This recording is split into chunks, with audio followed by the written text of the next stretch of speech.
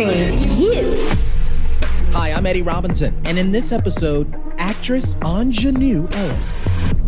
The Emmy-nominated actress has been in the business for nearly 30 years. She spoke to ICU from her home in the city of Macomb, Mississippi. Hey, that's exactly where I'm from. And when two people from Macomb get together, watch out. Eddie, if you had gone up and set that crap on fire, they would have banned you from the zip code. The actress speaks openly and unguarded about how being from Mississippi has impacted her life, both on screen and off. Her renewed focus on writing, and why she's opted to live in the Magnolia State despite its tumultuous history. Oh yeah, I see you. A candid conversation with acclaimed actress Aunjanue Ellis. Yeah, I feel you. We hear you. I see you. First, the news.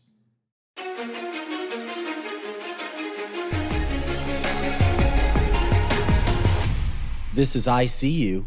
I'm Eddie Robinson. Her name? Aunjanue Ellis, an extraordinary actress who played in countless movie roles and television series, spoke to ICU from her home in Macomb, Mississippi. It's also my hometown. I wanted to learn more about why she's opted to live in the place where she grew up.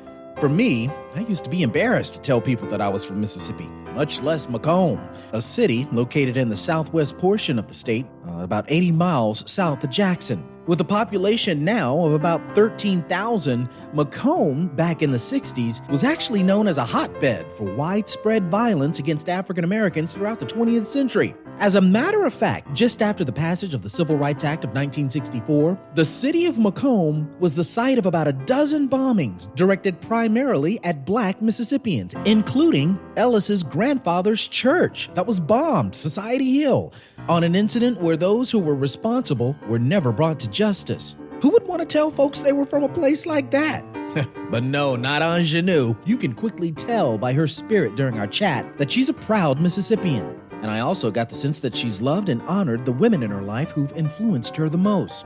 That love for womanhood has now translated into her latest passion, writing about them. She's currently working on a writing project about the life of Mississippi's very own Fannie Lou Hamer, an American voting and women's rights activist who became a well-known civil rights leader who boldly advocated for the rights that so many blacks were denied during the Jim Crow South.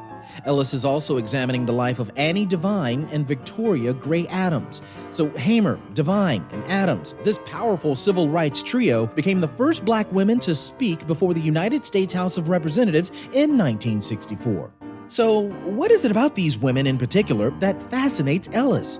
And what is it about the Magnolia State that's compelled her to take up residence despite its tumultuous history? I see you. Let's find out. Technically, I live in Macomb, Mississippi, but when I was growing up, we didn't have an address.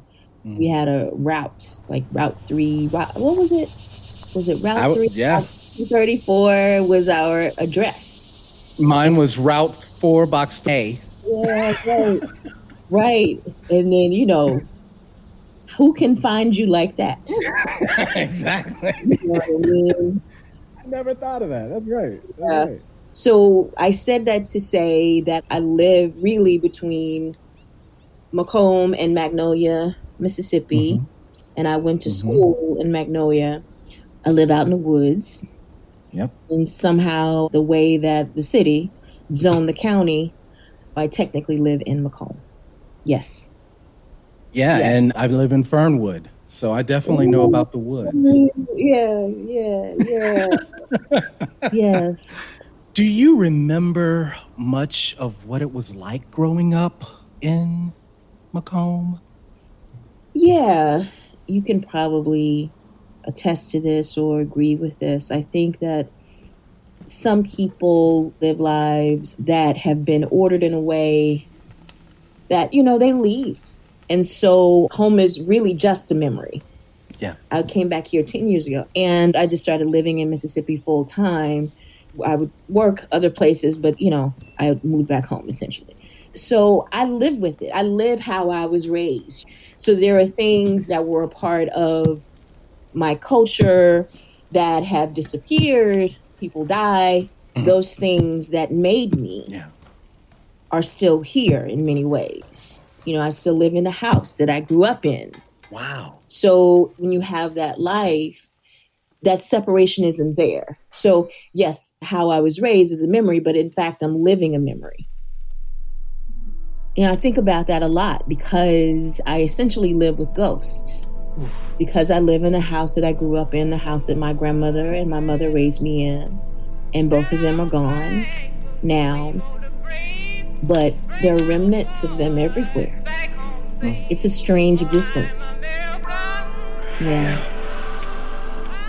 I don't know why I'm getting emotional about this now, but my father passed away in 2018. Very, very unexpected death. Whenever I go home, it's like I feel him. I feel his energy. I feel exactly his presence. And it throws me off because it's hard for me to really understand what happens when certain people die and that whole dynamic. But there's some truth to the fact that you do feel their presence and you feel that they're still there. And I hear, and I think I read that you've lost some pioneers in your life as well, correct? So yeah, I'm not going to go down this road too hard, you can imagine, but okay. It really is, what do you do with that? Do you drown in it or are you compelled by it? And compelled in the way that it makes you want to work, makes you want to honor them in ways that will make them proud. I looked at a picture of my grandmother the other day. I was in here cutting up about something that made me mad. And I was just cursing up a storm. I looked at a picture of my grandmother and I was like, what would she think about me now? And not just because I was using profanity, which would have made her mad or whatever, but I was just thinking, what would she think about the life that I had chosen to live? It winded me. My mother was a partner in my life, but my grandmother left obviously before I had designed the life that I'm living now. So she never witnessed a lot of what I'm doing now. And so it just really sat me down and stunned me by that. Like, what would she think about me? What would she think about the life I'm living? And I think because I'm living with ghosts, it's not so much their voices, because I think what that is, one of the aspects and functions of grief is how you are left feeling because of the silence. The silence. Yeah, the silence. I have more of a tactile experience with my ghosts. So I can still hold my mother's clothing. I'm looking at pictures of my grandmother and touching them and that kind of thing. But living with those silences, how do you fill that space? I think what has happened with me is probably is sort of accelerated because I'm spent a lot of time away from my family because of the virus. It has made me just really want to write. And so that is what I have been doing.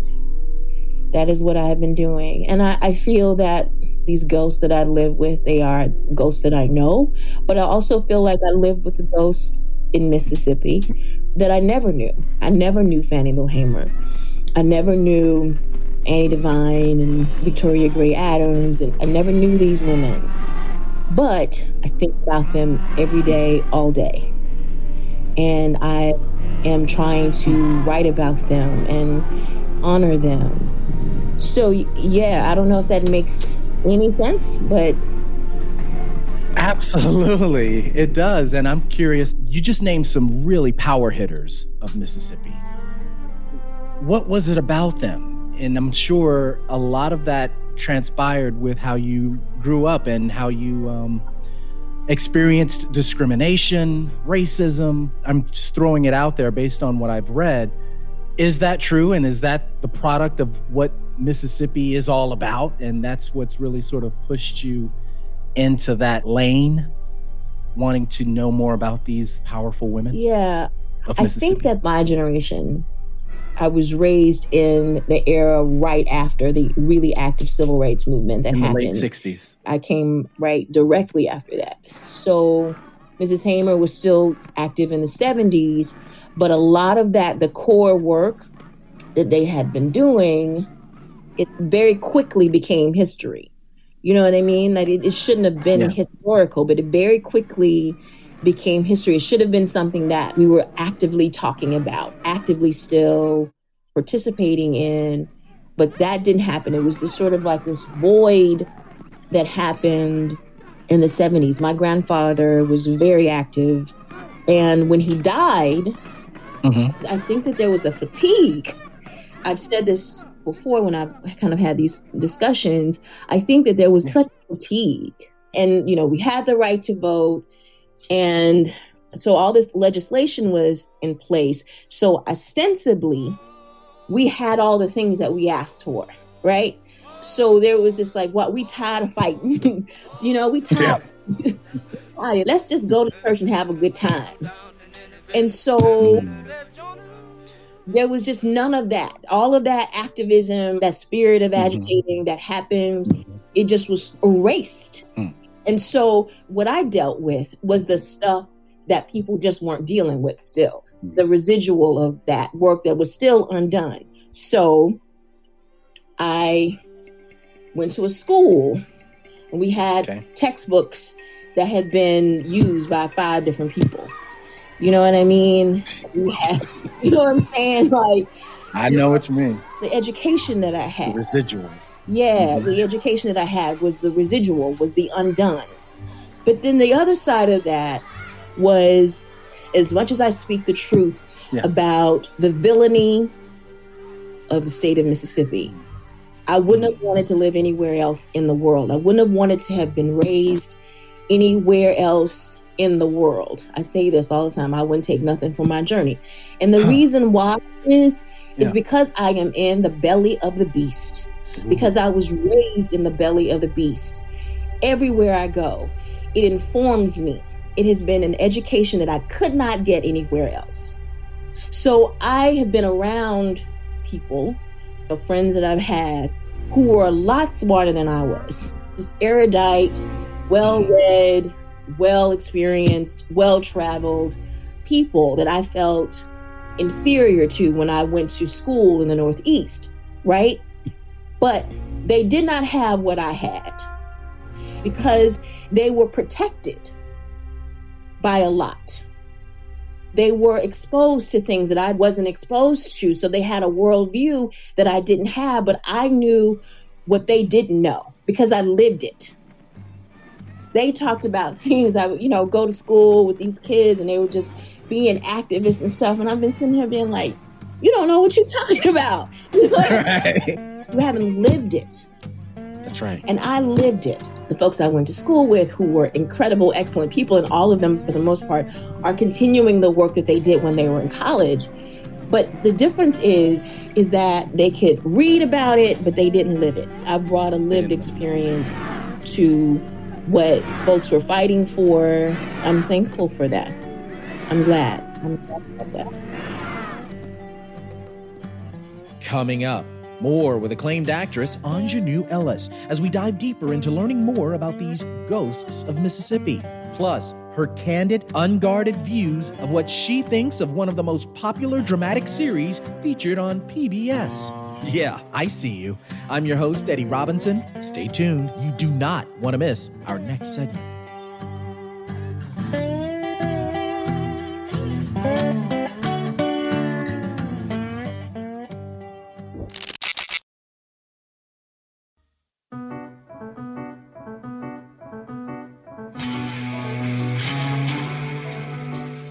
Oh, Cinnamon, where you gonna run to? Cinnamon, where you gonna run to? Cinnamon, where you gonna run to? On that day. You're listening to I See You. I'm Eddie Robinson, and we've been chatting with veteran actress and NAACP Image Award nominee Aunjanue Ellis. She's worked in Hollywood as an actor for more than 25 years. We continue with more from Aunjanue Ellis. I do want to ask about HBO's series that you were in, and I watched every single episode of Lovecraft Country. The role that you played, in my mind, and I'm not being biased here, but that one episode that focused on you, your character, Hippolyta, and this really transformed, or at least helped me understand this entire series. And as a black man, as a gay black man, I walked away so empowered.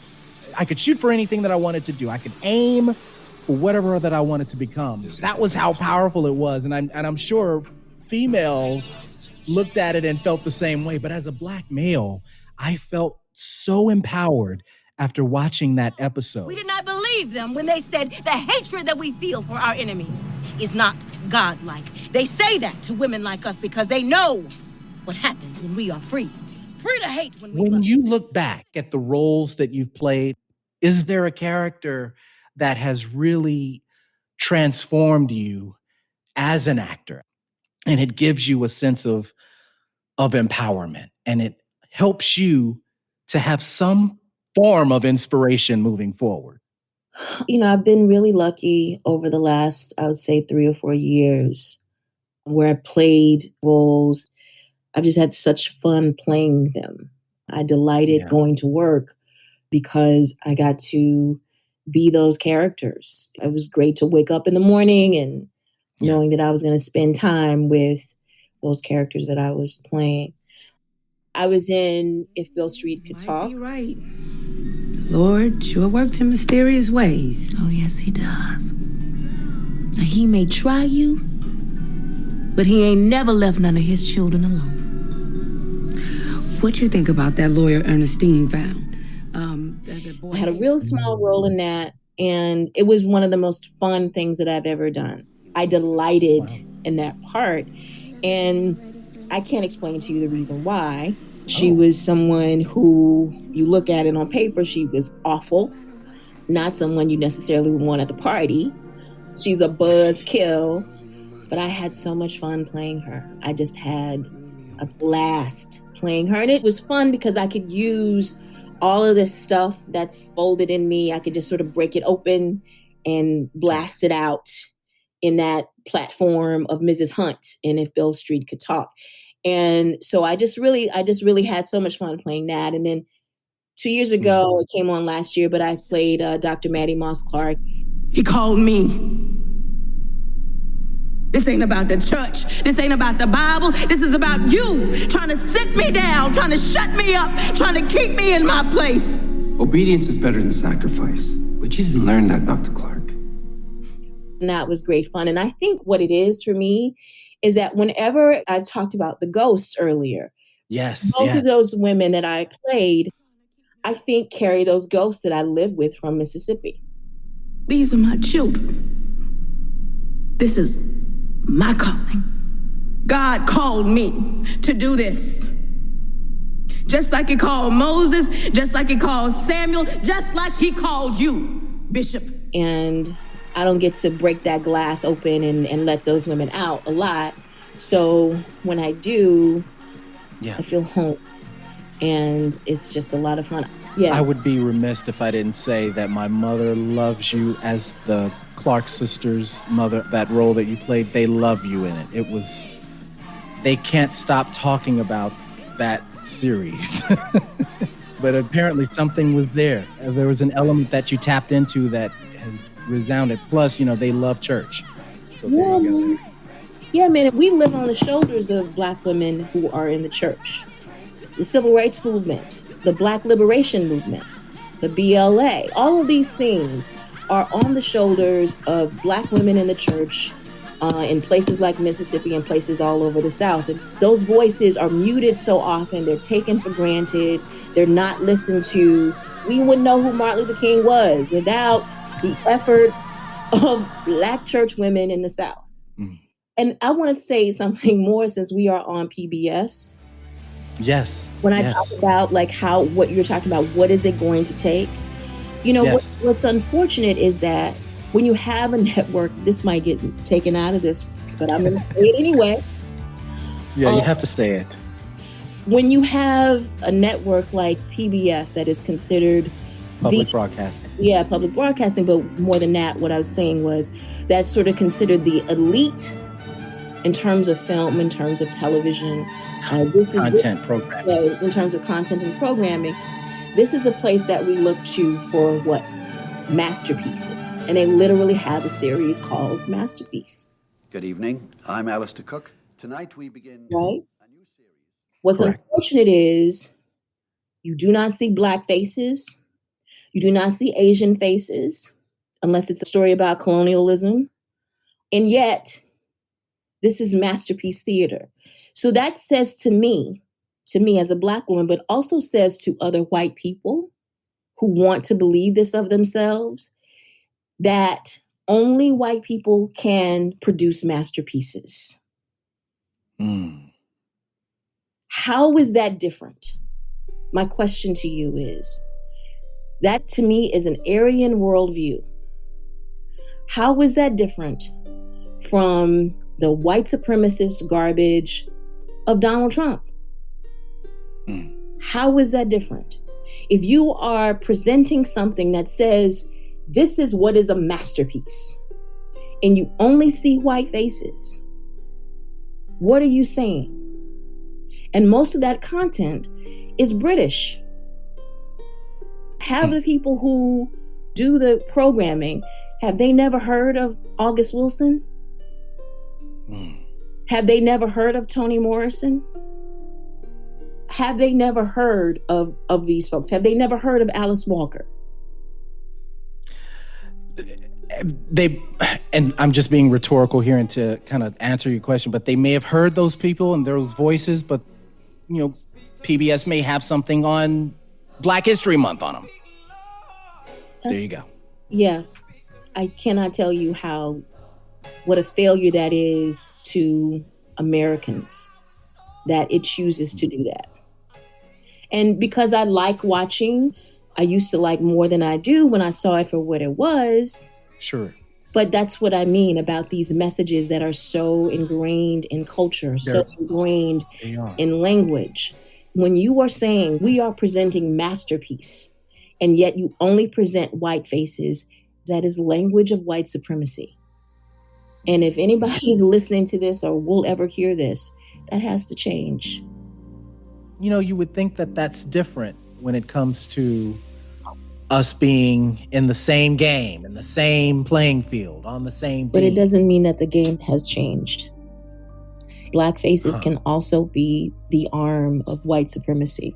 And I think that I work in an industry that was not created for me. I work in a country that was not created for me. So if the entities, we can do what we can in order to, on our end, change how we think about it. But until the studio system and until those things change, it will be the same sort of things that are happening. And we have to say that this happens because of sexism, this happens because of misogyny, this happens because of white supremacy, of racism. The systems themselves have to be changed, not just the people who are in charge, is what I'm saying. I want us to be able to do our own stuff. I want us to be able to create our own because, like I said, the systems don't change. They will continue to be the arms and legs of white supremacy. So we have to not just change the system, we have to create our own systems. That's what I'm interested in. In order to do that, there has to be some form of equity involved, correct, in terms of pay? Because that's kind of where I'm coming from. The thing is that if we are part of a system and a culture that does not pay Black women what Black women deserve to be paid. And I see that as an extension of white supremacy, right? And it's what Audre Lorde said. You cannot use the master's tools to build something else. You have to use other tools to do that. So when we build our own, right? And this means not trying to be at anybody's table, but your own table, your own house.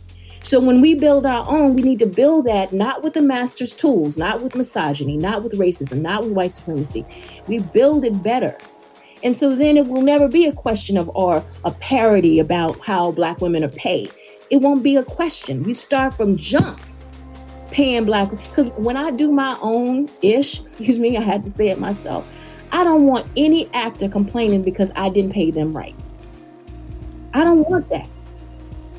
I don't want that. And what exists now, and I can say this because I went through this, what exists now is you have some Black folks getting paid a lot of money, but it's just a few of them.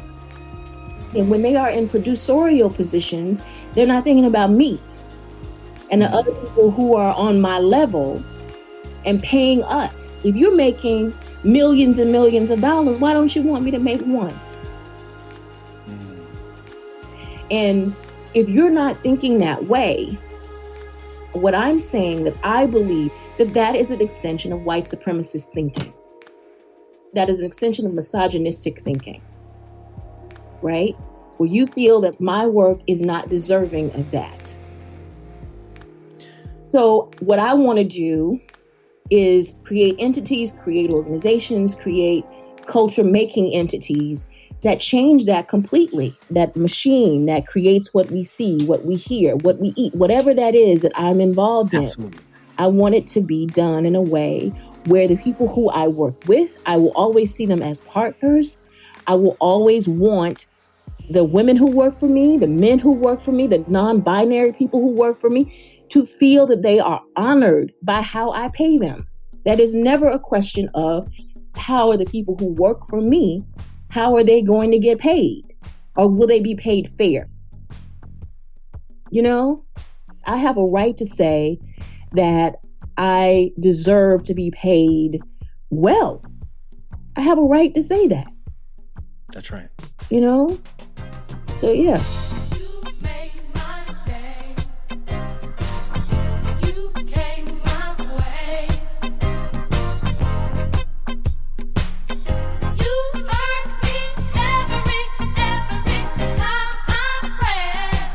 Coming up, more with actress Aunjanue Ellis, her years-long campaign to remove the Confederacy emblem on the Mississippi flag.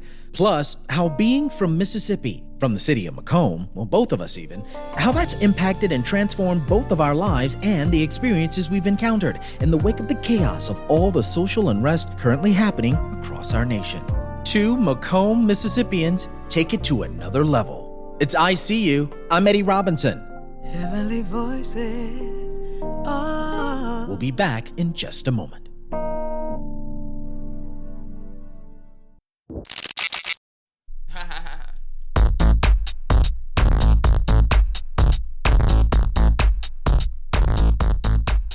We're back. I'm Eddie Robinson, and you're listening to I See You. We've been chatting with acclaimed Mississippi actress Aunjanue Ellis, who revealed to us earlier in this episode that she's looking to concentrate more on her writing, with a focus on Black women like Fannie Lou Hamer, a civil rights icon from Montgomery County, Mississippi, who fought to expand and secure basic rights and freedom to African Americans in the United States. Like Hamer, you can tell throughout my chat with Aunjanue, a sense of boldness and audaciousness she's exemplified throughout her career as a woman of color. Her fearlessness was evident back in the year 2014. That's when Ellis was targeting the Mississippi state flag. Why? Because this flag had a Confederate emblem perched up in the upper left-hand corner of it. During that year, to spark attention and dialogue, Aunjanue quietly purchased a controversial billboard near downtown Jackson. It prominently displayed the phrase, "We shall overcome," with Confederate flags serving as letters that spelled out the phrase. Afterwards, for years, Ellis continued her campaign of dismantling the state's flag through fashion statements on dresses she'd wear during red carpet engagements. Then in early June of 2020, Aunjanue Ellis posted a video to the public as a Facebook message to First Lady Ellie Reeves, the Mississippi governor's wife. And it was a move I personally thought was reminiscent of the 1974 Shirley Brown song, Woman to Woman. Hello. May I speak to Barbara? Barbara, this is Shirley. You might not know who I am, but the reason I'm calling you is because I was going through my old man's pockets this morning, and I just happen to find your name and number. The viral video offered up powerful and sometimes potent words to convey the reasoning why the flag was to be removed. Mississippi Governor Tate Reeves had refused for years to take a stance on the matter. But with this video, Aunjanue Ellis was making a clear point to say, what better way to get your point across is with a direct public message to the governor's wife. Hello, my name is Aunjanue Ellis, and this afternoon I would like to speak to Mrs. Ellie Reeves, the wife of Tate Reeves, the governor of the state of Mississippi. I am a citizen of Mississippi. I've lived there since I was 3. It is my blessed home. It is my only home. I know that there are people at home content to see Mississippi last in everything. They are content to see the state continue to fail economically. They are content to watch the brain drain with the flight of its graduates every year. They want Mississippi to remain cloistered and small. They want Mississippi to be a place that people fear and avoid. I know there are people at home who would rather die and suffer before they see Mississippi change. They, in fact, find honor in it. They are eternally in the Battle of Vicksburg. They say that Southern women are husband whisperers. Whisper to your husband and say that he could be the first governor of courage for the state of Mississippi. Turn to your husband, the man of God he claims to be, and remind him that racism is a sin. And that flag's chain on our collective souls is the wage of it. Tell him to take down that flag himself and not wait for another cowardly or malicious legislature to never take it out of committee. Tell him to take down that flag and not outsource his integrity. Tell him to take down that flag and be, as Mississippian Stan Jones says, be the first governor of the people, all the people. Mississippi is America writ small. So goes Mississippi, so goes this country. Tell him to take down that flag and change the course of history of this country for good. Thank you so much for listening. Later that same month of June, Mississippi's Governor Tate Reeves signed a bill that stripped the Confederate battle flag symbol from it. A move that marked a surprising turnaround to a banner that had been flown over the state for over a century. And so now, moving forward with a new flag, has Mississippi changed at all? What about the nation in general, with the election of Democrat Joe Biden as the country's president? How long will the residue of racism, slavery, and oppression linger? Will efforts of diversity, equity, and inclusion really get us there? And is there a role in media and journalism? We wrap up our conversation, I See You, 2 Mississippians who grew up in Macomb, also known as Camellia City, our closing segment. I'm Eddie Robinson with Aunjanue Ellis. This section does contain some language that may be offensive to some listeners. In terms of discrimination, what is one particular incident that's just embedded in your mind that you still remember just years, perhaps even decades later, of saying, you know, why does this experience always resonate in my mind? I know I remember one incident where I realized it was in the late 70s with my mom and dad. We went to McDonald's right outside of downtown Macomb. Mm-hmm. It's still there. Late 70s, 7 years old. I wanted some ice cream, but there was so many people in that McDonald's restaurant. I just couldn't understand why it was so busy. Mm-hmm. We stood there for at least 5, 10, 15, 20 minutes. Still, no one would help. And I've never seen my father act the way that he did. Of course, he was always angry, go outside and give me a switch, that kind of thing. But I had never seen smoke coming out of his head when he basically yelled at this white guy who was at a cash register, and no one would help us. And I remember tagging my mom's coat and saying, why are we standing here for so long? And I remember we stormed out of there, And it was certainly a bit of a mystique. They didn't want to tell me what happened. They didn't want to let me know or communicate to me what was going on, which I found fascinating. But I realized right at that moment that something's different about me. I'm Black. And as a kid, 7 years old, I didn't realize that until later. But I figured out early that I was being omitted. I just couldn't understand why.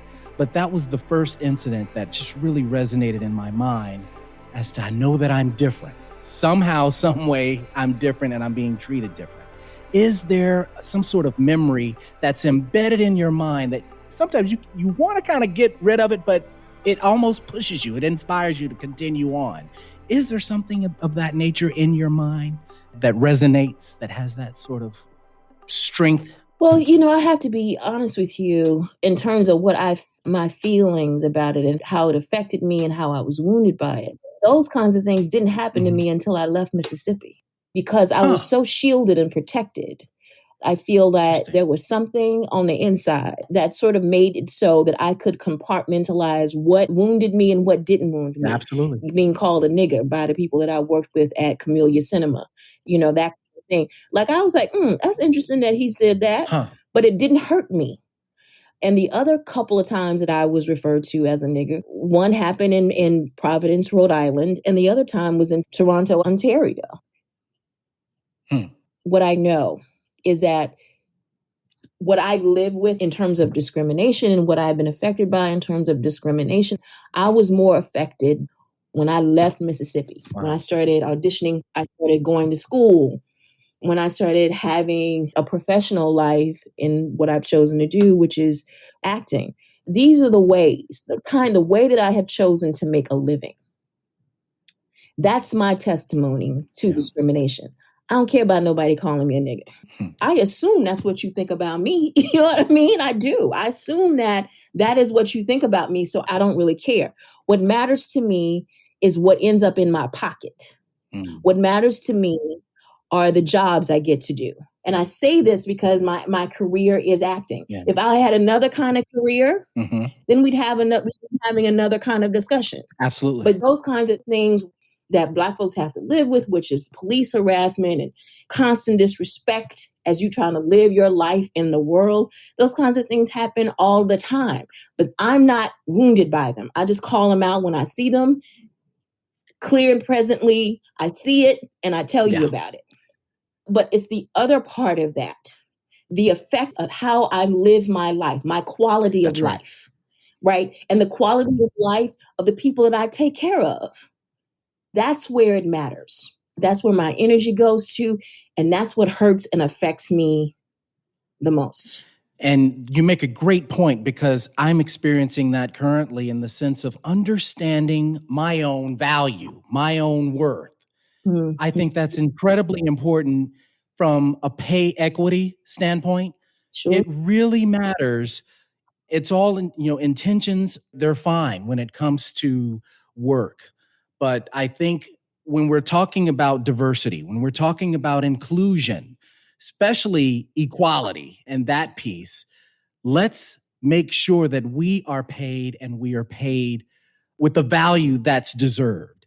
And that's why I really felt like I've got to talk to you. I've got to figure out what's going on with that sort of thinking because I hate the cycle. I read something about you basically saying that, the George Floyds, the Breonna Taylors, this is cyclical. What can be done to stop that? It has to cease. And I'm really upset when we see things like the 2021 uprising at the nation's capital, the 2017 Tiki Torch, Charlottesville, Virginia situation, the South Carolina church shooting in 2015. These incidents must stop, but I'm trying to understand why there's just this cycle that on some level, it might even get worse and worse and worse. What will it take to stop that cycle? And I do believe there's a sense of equity that's involved there because people don't see us the same way, or at least look at us the exact same way. So why should there be pay equity involved in this when they automatically, view us as inferior? But what is going on with that cycle, and will it ever stop? Well, I don't think it will. I think that the terrorism that you described is not going to stop until, first of all, white people call it terrorism. So that's the work that they have to do. Tweeted that he wants to designate the terrorist organization. We cannot do that for them. The only thing that we can do and what we should do and what we have been doing is calling it out and not letting them get away with using the language that they're choosing to use. For example, I know you know about the bombing that happened in Nashville on Christmas Day. And the dude who did it, I read one of the articles about it, and through the entire article, they were trying to make him not be a bad guy. They were saying things like he didn't really want anybody to die. If he really wanted people to die, he wouldn't have given anybody warning. They just, for the whole article, it was just trying to excuse this man for bombing the downtown Nashville. You know what I'm saying? Yes.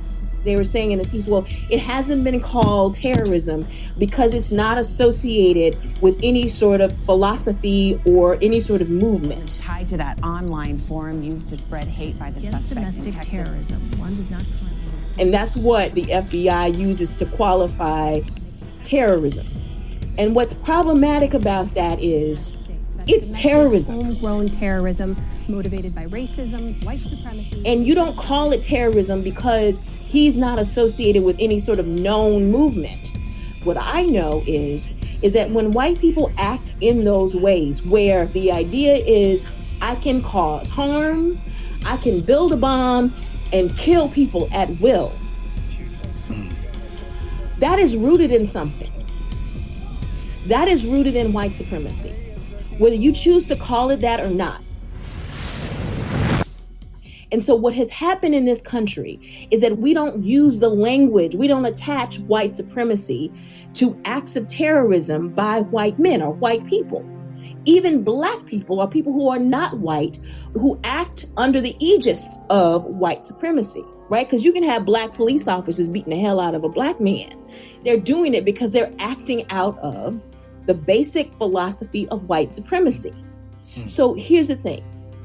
As long as the acts of white supremacists are not given the weight of the acts of Al-Qaeda, there's no shame to it, right? That's right. We'll always find, like they tried to do with that bomber, an excuse for what they did, an empathy, a grace for who they are. Watch what I tell you. So everybody's calling what happened on January 6th an insurrection and a coup and blah, blah, blah. The whole narrative about that is going to change. One thing that's probably going to happen is that a lot of people who did what they did are going to get away with it. So we just got to be at peace with that. They are going to get away with it. And those people are in Congress. Still, right now, the idea to me that Josh Hawley has not been banned from the Capitol building. Senator Hawley of Missouri deserves a moment of pause. Is insane to me. Eddie, if you had gone up if you had outside the door and you had told people to run up and talk and set that crap on fire, they would have banned you from the zip code. This man is allowed to go back to work and still be an obstructionist. I'd be dead. Yes. Yeah, but I'd be dead. Let's take death out of it. Let's take death out of it because it's easy to kill us. Let's just talk about what happens to them, right? Wow. They are allowed to live. So let's speak along those terms, okay? Wow. He is allowed to live. It's a foregone conclusion that he would be allowed to live. He would be banned as a white man. What are their consequences, right? They would be banned. You can't come in a building anymore. You would get a what do you call those things? Is restraining order? Restraining order at the least. Yeah. At the least. This man don't even have a restraining order. He was blocking one of Biden's nominees. How do you do that? Knowing what we know what he did. And he can still come to his job. They would not let you up in NPR. Yeah. Oh, no. Like that. Come on. You're right. There's a weight that has been characterized that for some weird reason, it's not being acknowledged. I do want to go back to something you said about what do we do? I stand by and I double down on this idea that it has to be a change. It has to be a sea change in language. It has to be a sea change in how people view terrorism. And I think when white supremacists particularly see that their actions are the same as people that they would call terrorists, they do the same stuff, that there's a sort of equanimity to it, then that sort of changes who they are. But it has to be how white supremacists and white people, seriously, view themselves, because they have been allowed since the inception of this country. There's been so much lore and fiction about what it means to be a white American. And they can hide behind that. But what has happened is, and what we have done, is we're pulling away at that. We've been pulling away at that for a long time.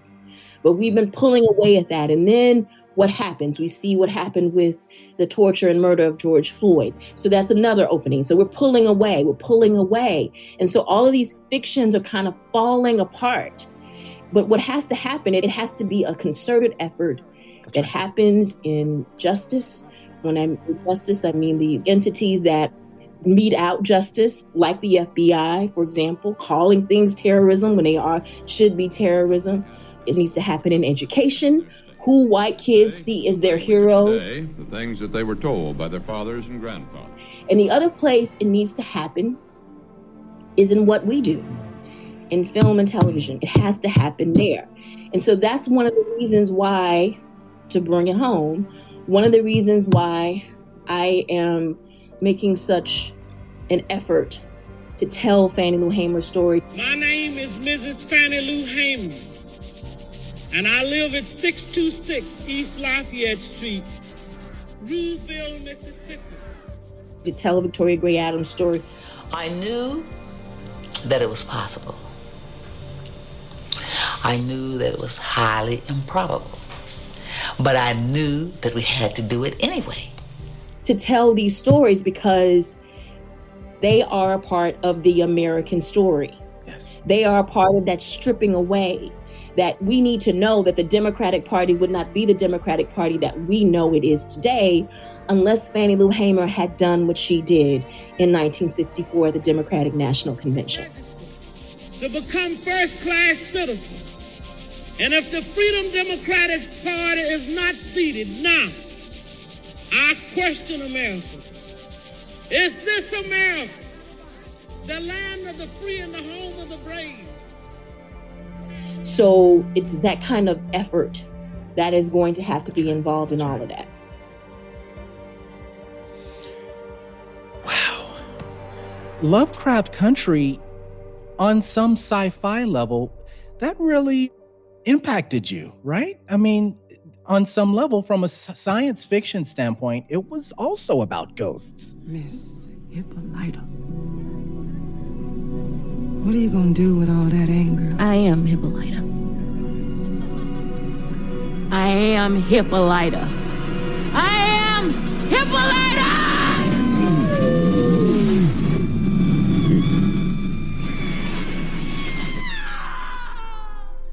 And moving forward with your interest in writing, that sounds like it played a really significant impact on your career. In terms of like the impact that it's had on my career, I don't know. I mean, I will see about that. I mean, I just love playing the role. I love being a part of it. I was working with folks who I just think are just utter craftsmen, which was a delight. The great thing about Lovecraft Country is that I could bring my whole self to the table. I could bring my whole self on camera, my whole self in the room. And I tell people all the time, it was like one of the roles that I had been waiting for, that I had been preparing for all my life. Yep. And, you know, that was one question that I didn't ask, but I feel like after you said that, I have to ask this. Do you feel like there's a role out there that has your name on it that you've yet to be tapped into to play? Yeah, I do. Sure. Probably a lot of actors feel that way. But I think I'm more, at this point, like I'm more interested in writing. I want to tell these stories about these Black women from the South, you know? So, yeah. Thank you. Thank you so much, Aunjanue, for just being you and your authentic self. You are so amazing. And I am so wanting to make sure that I have an opportunity to at least say hello to you at some point or another, since that we're both in Macomb. Thank you so much, Aunjanue. Thank you. I appreciate you wanting to speak to me today. I really appreciate it, and I wish you every success and happiness and wellness.